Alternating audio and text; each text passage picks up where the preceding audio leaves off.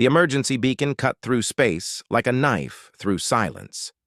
Ambassador Zelix of the Vorthak Confederation clutched the communication console with 4 trembling hands, his purple skin fading to a sickly pale as another explosion rocked their dying space station. "Please," he whispered into the transmitter, "anyone who receives this message. We are the peaceful Vorthak Confederation. Our worlds are under attack. We have children, families, entire civilizations being slaughtered. We cannot fight them anymore. Please, if there is any mercy in the galaxy, help us." The message went out on all frequencies, broadcast to every corner of known space. Zelix didn't expect much. The galaxy was full of species that minded their own business. The strong survived, the weak perished. That was the way of things. But the Vorthak had always been peaceful. They were traders, artists, philosophers. Their bodies were frail. Their technology focused on beauty and commerce rather than war. They had lived in harmony for thousands of years, believing that peace was possible among the stars. Then the Kresh Empire came. The Kresh were everything the Vorthak were not.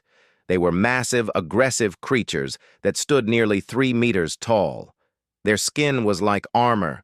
Their claws could tear through metal, and they lived for conquest.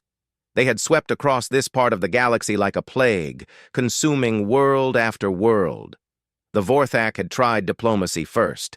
They offered trade agreements, cultural exchanges, anything to avoid conflict. The Kresh had laughed and burned their first colony world to ash. 20 million Vorthak had died in a single day. Then they tried hiding. The Vorthak pulled back to their core worlds, hoping the Kresh would lose interest and move on. But the Kresh followed them, hunting them across the stars like predators chasing wounded prey. Every time the Vorthak thought they were safe, the enemy found them. Now, 6 months later, only 3 Vorthak worlds remained. This space station, Harmony Point, was their last military outpost, though calling it military was generous. It had been a research facility before the war, hastily converted with whatever weapons they could find or buy from other species. Admiral Theiss entered the command center, her usually pristine robes torn and stained with green Vorthak blood. "The Western defenses have fallen," she reported, her voice heavy with exhaustion. "The Kresh have breached sections 12 through 15. We're evacuating civilians to the core levels, but there's nowhere left to run." Zelix looked at the tactical display. Red dots surrounded the station, each one representing a Kresh warship. They had 40 vessels in this attack force alone. The Vorthak had managed to destroy 3 of them at the cost of their entire defense fleet. "How long do we have?" Zelix asked. "Hours, maybe less," Theiss replied. "They're not even bothering with a proper siege. They know we're finished. They're just playing with us now."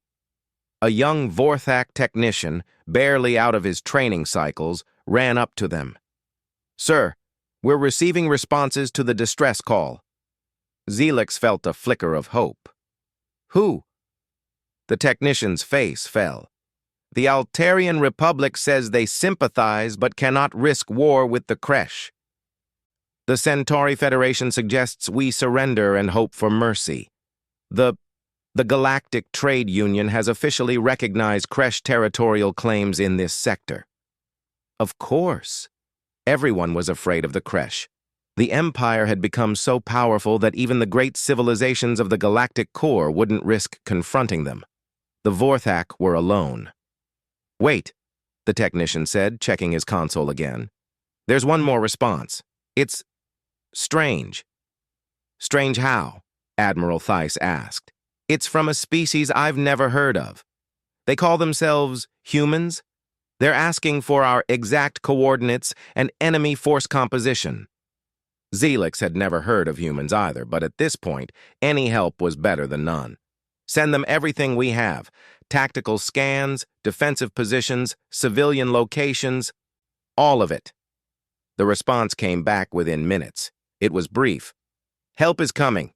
Prepare for immediate evacuation of all civilian personnel from combat zones. Estimated arrival, 6 hours. 6 hours. Zelix looked at the tactical display again. The Kresh were pressing their attack. They might not have 6 minutes, let alone 6 hours. Another explosion shook the station. This one was closer, strong enough to crack the reinforced viewport in the command center. Through the spider web of fractures, Zelix could see Kresh fighters strafing the outer hull, their weapons leaving glowing scars in the metal. "Sir!" another technician called out. "We're receiving a transmission from the Kresh command ship. They're demanding our surrender." Zelix straightened his robes and walked to the main communication station. "Put them through." The holographic display flickered to life, showing the scarred face of a Kresh battle commander. The alien's yellow eyes glowed with predatory satisfaction.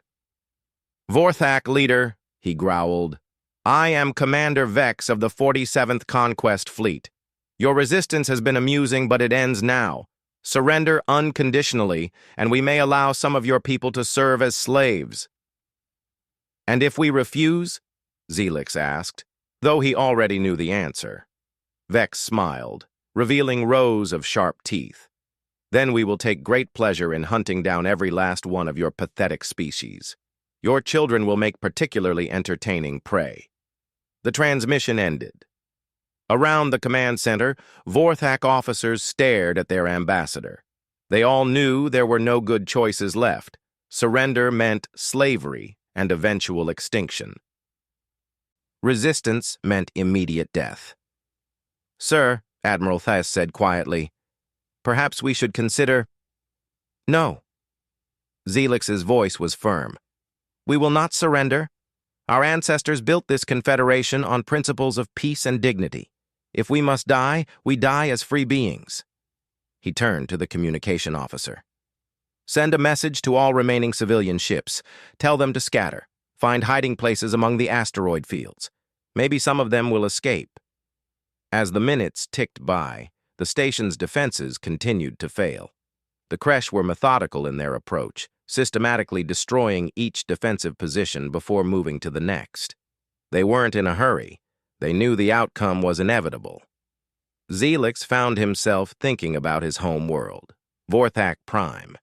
It had been beautiful once, covered in crystal cities that sang in the wind. The Kresh had poisoned the atmosphere 6 weeks ago. Nothing lived there now except memories. 4 hours until the humans arrive," someone reported. 4 hours felt like forever. The station shuddered again as another section was breached. Emergency alarms wailed constantly now, their sound becoming as familiar as breathing. "Sir, we have a problem," the tactical officer announced. "Long-range sensors are picking up another Kresh fleet. Looks like reinforcements." Zelix closed his eyes. Even if these mysterious humans did arrive, what could they possibly do against an entire Kresh armada? He'd seen the reports from other conquered systems. The Kresh Empire had thousands of ships, battle-hardened warriors who lived for combat. But hope was all they had left. "Continue evacuation procedures," he ordered, "and keep that distress beacon active. If nothing else, maybe someone will remember that the Vorthak tried to do the right thing." The next 3 hours passed in a nightmare of explosions, emergency repairs, and desperate evacuation efforts. The Kresh continued their steady advance, savoring the fear they were creating. They could have ended it quickly, but they preferred to let their victims suffer. With 1 hour remaining until the humans were supposed to arrive, the station's main reactor began showing signs of critical damage. If it failed, the explosion would be visible from 3 star systems away. "Sir," Admiral Thys said, "I'm not sure we can hold out much longer. The humans, are you certain they received our message correctly?" "Are you sure they're actually coming?" Zelix stared at the tactical display one more time. The red dots representing Kresh ships seemed to pulse with malevolent life. Soon, those same ships would be burning what was left of the Vorthak worlds. "I don't know," he admitted. "But even if they don't come, At least we tried. At least we didn't give up. 30 minutes later, something changed. The attacks suddenly stopped. The Kresh fighters pulled back to their motherships, and the bombardment ceased. "What's happening?" Zelix asked. The sensor operator stared at his console in confusion. "I'm not sure, sir. It looks like they're repositioning, moving into some kind of defensive formation." "Defensive?" "The Kresh don't defend. They attack." Before anyone could respond, every sensor on the station began screaming warnings. Space itself seemed to ripple and tear, and then out of nowhere, they appeared. The human fleet dropped out of faster-than-light travel with a precision that defied belief. One moment empty space, the next moment filled with ships that looked like they had been designed by someone who understood war in ways the galaxy had forgotten. These weren't pretty vessels built for exploration or trade. These were weapons, pure and simple. Dark hulls bristling with gun turrets, angular designs that seemed to cut through space itself. They moved with a coordination that spoke of countless battles and hard-won experience. Zelix counted them quickly. 50 ships. Against more than 100 Kresh vessels, it seemed hopeless. But something about the way the human ships moved, the way they formed their battle lines, made him think that these beings understood something about combat that others had missed. A new voice came over the communication system. It was different from any species Zelix had encountered. Calm, professional, but with an undertone that made his skin crawl with its implications. "Vorthak vessels. This is Admiral Sarah Chen of the Terran Defense Force. We received your distress call. Please maintain current positions while we address your situation." The human ships began moving into attack formation, and for the first time in months, Ambassador Zelix allowed himself to believe that his people might actually survive. Admiral Sarah Chen stood on the bridge of her flagship, the TDS Retribution, and studied the tactical situation with cold, calculating eyes. 23 years of military service had taught her to read a battlefield, like others read books. And what she saw here made her blood boil. "Analysis complete, Admiral," her tactical officer reported. "We're looking at approximately 112 Kresh vessels, mix of heavy cruisers, destroyers, and fighter carriers. They've got the Vorthak station surrounded and are conducting what appears to be a systematic elimination assault." Chen nodded grimly. She'd seen this pattern before. The Kresh weren't just conquering. They were torturing their victims, drawing out the process to maximize fear and suffering. It was their trademark approach, designed to break the will of future targets before the fighting even began. "What's our intelligence on Kresh combat capabilities?" she asked. Lieutenant Commander Torres pulled up the data on the main screen. "Individual ships are heavily armored but lack sophisticated point defense systems. They rely on brute force tactics, overwhelming firepower, and numerical superiority. Their technology is roughly equivalent to what we had 30 years ago, but they make up for it with aggression and numbers." Chen allowed herself a thin smile. 30 years ago, humanity had been fighting for its life against an alien invasion. They'd learned hard lessons about space combat, lessons written in the blood of billions.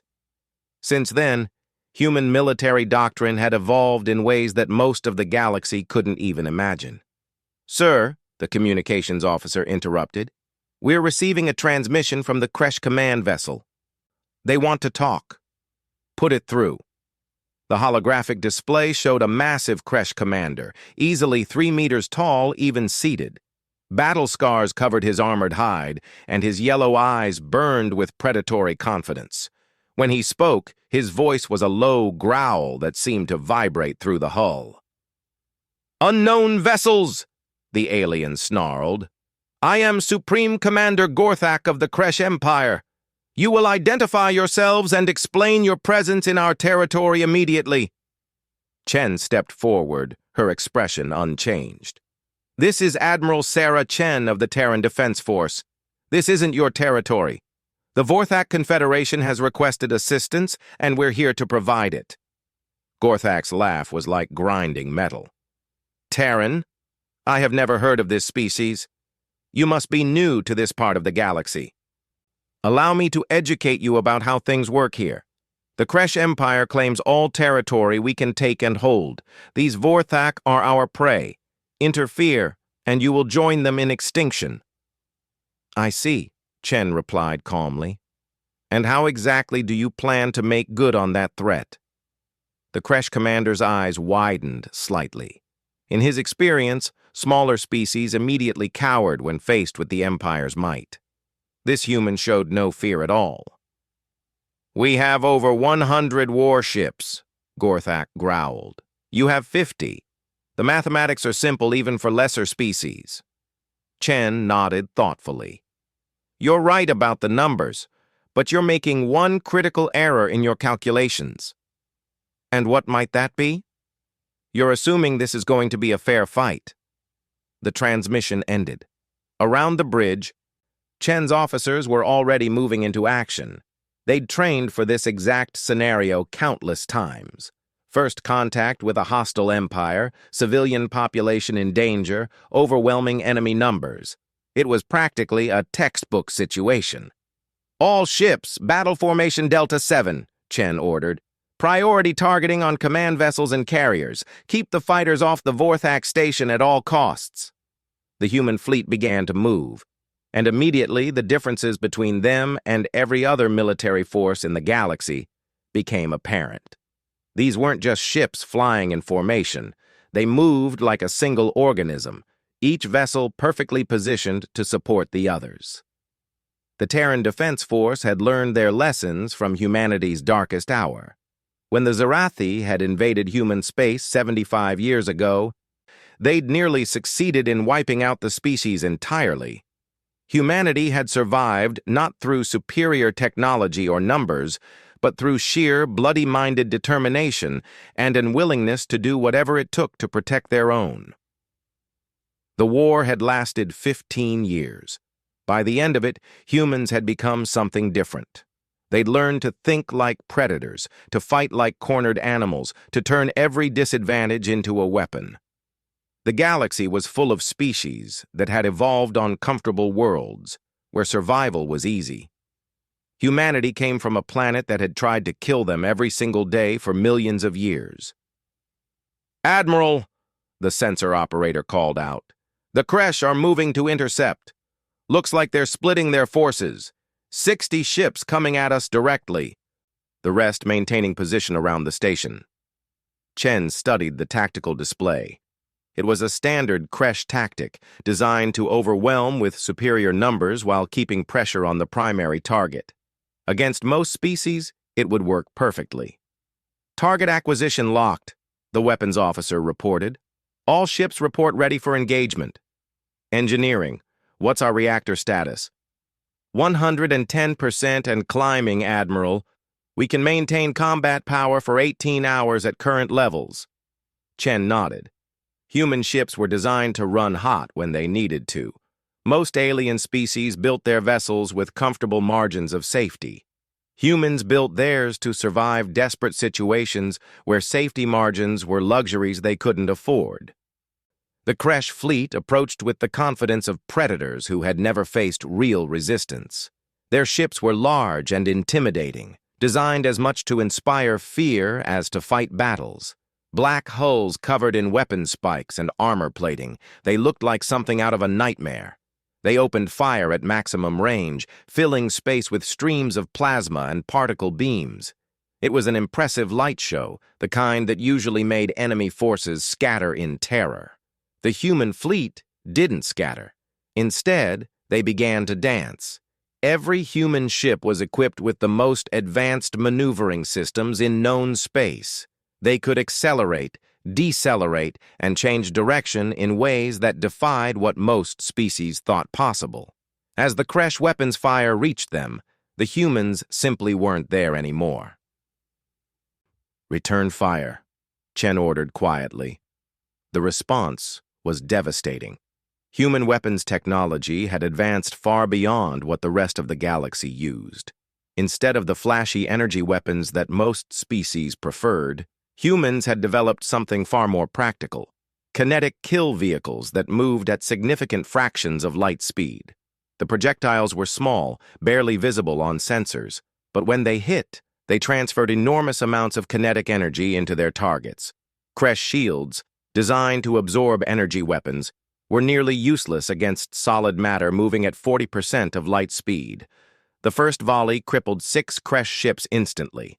The second volley destroyed 4 more outright. Within 30 seconds of the engagement beginning, the Kresh had lost almost 20% of their attacking force. "Sir," the communications officer called out, "we're getting panicked transmissions from the Kresh fleet. They're asking each other what kind of weapons we're using." Chen allowed herself a grim smile. "Tell them it's called physics." The battle continued, but it was clear that the Kresh had never faced an enemy like this. Their tactics were based on intimidation and overwhelming force. When those failed, they had no backup plan. Human ships moved through the enemy formation like sharks through a school of fish. Every movement was calculated, every shot precisely aimed. There was no wasted motion, no unnecessary risks taken. This was warfare refined to a cold, mathematical art. "Admiral," Torres reported, "enemy commander is requesting parley." Denied. "Continue engagement." Chen had studied the intelligence reports on the Kresh Empire. She knew what they did to conquered populations. The Vorthak weren't the first peaceful species to face this fate, and they wouldn't be the last if the Empire wasn't stopped here. Within 15 minutes, the attacking Kresh force was completely destroyed. Not a single human ship had taken significant damage. The remaining Kresh vessels, still surrounding the Vorthak station, seemed frozen in shock. "Open a channel to the Kresh commander," Chen ordered. Gorthak's face appeared on screen again, but his arrogant confidence was gone. His yellow eyes were wide with something the Kresh rarely experienced: fear. "What are you?" he whispered. Chen leaned forward slightly. "We're the species that got a distress call from a peaceful civilization being slaughtered by bullies. We're the ones who decided to do something about it." "Impossible," Gorthak snarled, trying to regain his composure. "You destroyed 60 ships in minutes. What kind of monsters are you?" "The kind that evolved on a world that tried to kill us every single day," Chen replied coldly. "The kind that learned to fight wars where losing meant extinction. The kind that doesn't negotiate with genocidal empires." She paused, letting that sink in. "You have 2 choices, Commander. You can withdraw your forces immediately and never return to this system. Or you can find out what humans do to species that threaten civilians."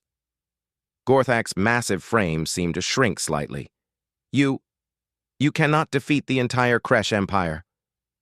We have thousands of ships, millions of warriors. Then you'd better hope your empire is smart enough to stay away from species under our protection," Chen said. "Because if we have to come looking for you, we won't be in such a generous mood." The Kresh commander's transmission cut out abruptly. For several minutes, the enemy fleet remained motionless around the station. Then, slowly, they began to pull back. "They're leaving," Torres reported with barely concealed amazement. "All Kresh vessels are withdrawing from the system." Chen nodded, but her expression remained serious. "Good. Signal all ships to maintain combat readiness. I want defensive perimeters established around all 3 remaining Vorthak worlds. And get me a secure channel to Fleet Command on Earth." "Admiral?" Torres looked confused. "The immediate threat is over. The Vorthak are safe." Chen turned to face her tactical officer, and Torres was surprised by the cold fury in the Admiral's eyes. "Commander, in the last 6 months, the Kresh Empire has destroyed 17 Vorthak colony worlds and killed over 2 billion civilians. The threat isn't over. It's just beginning." She looked back at the tactical display, where red markers showed the locations of Kresh territory. It was vast, encompassing dozens of star systems and multiple conquered species. Send a message to the Vorthak. Tell them they're under the protection of the Terran Defense Force now, and prepare a detailed report on Kresh military capabilities. Command is going to want to know everything we've learned. Sir, are you suggesting— I'm not suggesting anything, Commander. I'm stating a fact. The Kresh Empire has committed genocide against peaceful species. They've threatened civilians under our protection, and they've demonstrated that they consider mercy a weakness. Chen's voice grew harder with each word. They're about to learn why that's a fatal mistake. 3 weeks after the battle at Harmony Point, the Kresh Empire learned what it meant to anger the human race. Grand Admiral Marcus Thompson stood in the command center of the TDS Vengeance, a massive dreadnought that served as the flagship of Battle Group Omega. Around him, dozens of holographic displays showed the positions of over 3,000 human vessels, the largest fleet assembled since the Zarathi War. The response from Earth had been swift and absolute. When the full reports reached the Terran High Command, detailing the systematic genocide conducted by the Kresh Empire, there had been no debate about the appropriate response. The vote in the Defense Council had been unanimous. The Kresh Empire would be dismantled, completely and permanently. Admiral Thompson, his communications officer announced, we're receiving confirmation from all battle groups. Phoenix, Valkyrie, Storm, and Nemesis groups are in position. Total fleet strength, 3,247 vessels. Thompson nodded grimly. It was the largest military force humanity had ever assembled, larger even than the fleets that had finally driven the Zarathi from human space. Every ship in the Terran Defense Force that could make the journey had been committed to this operation. The plan was simple in concept, devastating in execution. While the Kresh Empire had been focused on their war against the Vorthak, human intelligence services had been mapping their entire territory, identifying key systems, supply routes, and command structures. Now, 5 separate battle groups would strike simultaneously at the heart of Kresh civilization. Sir, the tactical officer called out, we're receiving a transmission from Ambassador Zelix aboard the Vorthak vessel Peaceful Dawn. He's requesting permission to speak with you. Thompson had grown fond of the Vorthak ambassador over the past 3 weeks. The small alien had shown remarkable courage during the evacuation of his people, working tirelessly to coordinate relief efforts for the refugees from destroyed worlds. Put him through. Zelix's purple face appeared on the main screen. His 4 arms spread in a gesture of gratitude that had become familiar to the human crew. Admiral Thompson? Zelix said, his voice heavy with emotion. On behalf of all surviving Vorthak, I must express our eternal gratitude for what your people have done. We are safe now, rebuilding our lives on the worlds you have protected. But this fleet you have assembled, surely this is too much. The Kresh have been driven from our territory. Is this level of response truly necessary? Thompson's expression softened slightly. The Vorthak were genuinely peaceful people, unable to truly comprehend the magnitude of what the Kresh had done or what it would take to ensure it never happened again. Ambassador, Thompson said gently, your people are safe, yes, but the Kresh Empire still exists. They still have the capacity to do to other species what they did to you. We've identified at least 6 other civilizations currently under Kresh occupation, and intelligence suggests they're planning to expand into 2 more sectors. Zelix's skin paled further. But surely they will have learned their lesson. After seeing what your forces are capable of? Ambassador, in the 3 weeks since our engagement at your station, the Kresh have attacked and destroyed 4 more worlds belonging to the Altarian Republic. They massacred 3 billion civilians and broadcast the executions as a warning to anyone who might consider allying with humanity. The silence on the bridge was deafening. Even the gentle Vorthak could understand what that meant. I see, Zelix whispered. Then you believe they will never stop? I know they won't stop, Thompson replied. Because species like the Kresh never do. They see mercy as weakness, diplomacy as cowardice. The only language they understand is force, and the only way to protect innocent civilizations is to remove the threat permanently. Thompson gestured to the tactical display, which showed the massive scope of the human fleet. The Terran Defense Force was created for one purpose: to ensure that no peaceful species ever faces extinction because more aggressive civilizations see them as easy prey. Today, we fulfill that purpose. The transmission with Zelix ended, and Thompson turned his attention back to the operation at hand. Intelligence reports indicated that the Kresh had been frantically trying to assemble their scattered fleets, but human forces had been systematically destroying their supply lines and communication networks. By the time the Kresh realized the true scope of the threat they faced, it would be far too late. "Admiral," the sensor operator announced, "we're detecting massive energy signatures from the Kresh home system. Looks like they've managed to gather most of their remaining fleet there. Estimate 800 vessels, including their command dreadnoughts." Thompson studied the readings. 800 ships was still a formidable force by galactic standards. The Kresh had built their empire through military might, and they weren't going to give up easily. "Signal all battle groups," he ordered. "Operation Cleansing Fire is authorized. Begin systematic elimination of all Kresh military assets." Across 17 star systems, the human fleet began its work. Battle Group Phoenix struck at the Kresh industrial worlds, their specialized siege vessels methodically destroying every shipyard, weapons factory, and military installation. There was no random destruction, no targeting of civilian populations.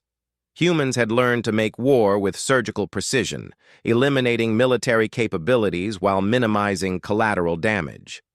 Battle Group Valkyrie engaged the scattered Kresh patrol fleets, hunting down every military vessel they could find. The results were as one-sided as the first engagement. Kresh tactics, designed for intimidating weaker species, were completely ineffective against an enemy that had spent decades perfecting the art of space combat. Battle Group Storm focused on the occupied worlds, liberating the enslaved populations and destroying the Kresh garrison forces. The aliens they freed were uniformly amazed by the efficiency and professionalism of their rescuers. Most had never encountered a species that fought wars with such mathematical precision.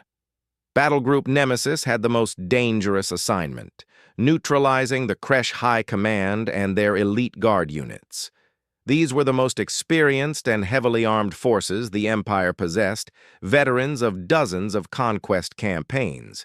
They lasted 3 hours. Thompson's own battle group, Omega, was reserved for the final objective, the Kresh home system and the heart of their empire.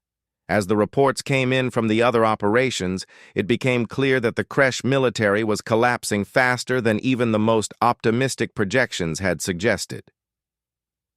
"Sir," the communications officer reported, "we're receiving surrender requests from 17 Kresh commanders. They're offering to negotiate terms for their withdrawal from all occupied territories." Thompson considered this for a moment, then shook his head. "Declined. Continue operations." His tactical officer looked surprised. "Admiral, surely if they're willing to withdraw—" "Commander," Thompson interrupted, "the Kresh Empire has existed for over 2 centuries. In that time, they have committed genocide against 43 different species. They have enslaved populations totaling over 50 billion individuals. They have systematically destroyed every peaceful civilization they've encountered." He pulled up a holographic display showing the extent of Kresh conquests over the past century. The scale of destruction was staggering. "This isn't about territory or resources," Thompson continued.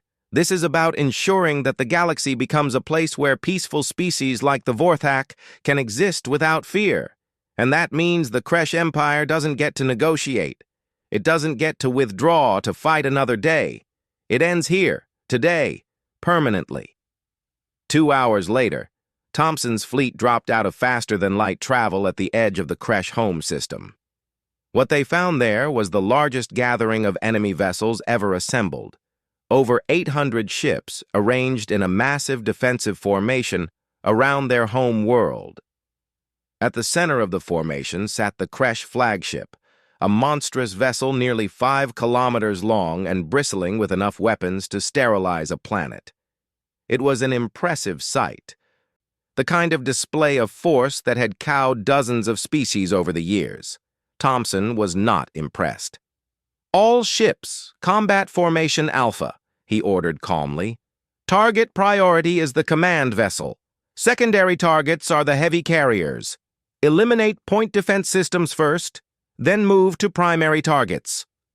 The human fleet spread out into an attack pattern that maximized their advantages while minimizing their exposure to enemy fire. Every movement was calculated, every position optimized for both offensive and defensive capabilities. The Kresh opened fire first, launching everything they had in a desperate bid to overwhelm their attackers through sheer volume of fire. Space filled with energy beams, plasma bolts, and missile swarms. It was the most concentrated barrage in the history of space warfare. It wasn't enough. Human ships moved through the defensive fire like ghosts, their advanced maneuvering systems allowing them to avoid targeting locks while maintaining perfect offensive positioning. When they returned fire, each shot was precisely calculated for maximum effect. The battle was decided in the first 10 minutes.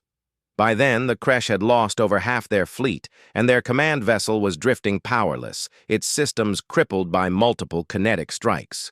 The remaining Kresh ships attempted to scatter, but there was nowhere to run. Human vessels pursued each fleeing enemy with relentless efficiency, hunting them down across the entire system. When it was over, the Kresh Empire ceased to exist. Thompson stood on his bridge, looking out at the debris field that had once been the most feared fleet in this part of the galaxy. The tactical display showed green markers where rescue operations were already beginning, evacuating survivors from crippled vessels. "Admiral," his communications officer said softly, "we're receiving a transmission from the planet's surface. The remaining Kresh leadership wants to discuss terms for the survival of their species." Thompson nodded. "Put them through." The holographic display showed a group of Kresh officials, their usual arrogance replaced by obvious terror. The one in front, wearing the regalia of high office, spoke with a trembling voice. "Human Commander," he began, We acknowledge your victory. We are prepared to offer complete surrender of all occupied territories, full reparations to all affected species, and any other terms you might require." Thompson listened patiently, then replied in a calm, professional tone. "The Kresh Empire is dissolved, effective immediately. All occupied worlds will be liberated and their populations freed. War criminals will be extradited to face justice for genocide and crimes against sentient beings. All Kresh military assets will be surrendered or destroyed." He paused, making sure his words were clearly understood. "Your species will be allowed to survive, but only on your homeworlds and only under the supervision of a joint peacekeeping force drawn from your former victims. Any attempt to rebuild your military or expand beyond your current territory will result in the complete elimination of your species." The Kresh official's face went pale. You would commit genocide?" Thompson's expression hardened. "Your empire committed genocide 43 times. We're offering you something you never offered your victims, a chance to live, to rebuild, to become something better than what you were. I suggest you take it."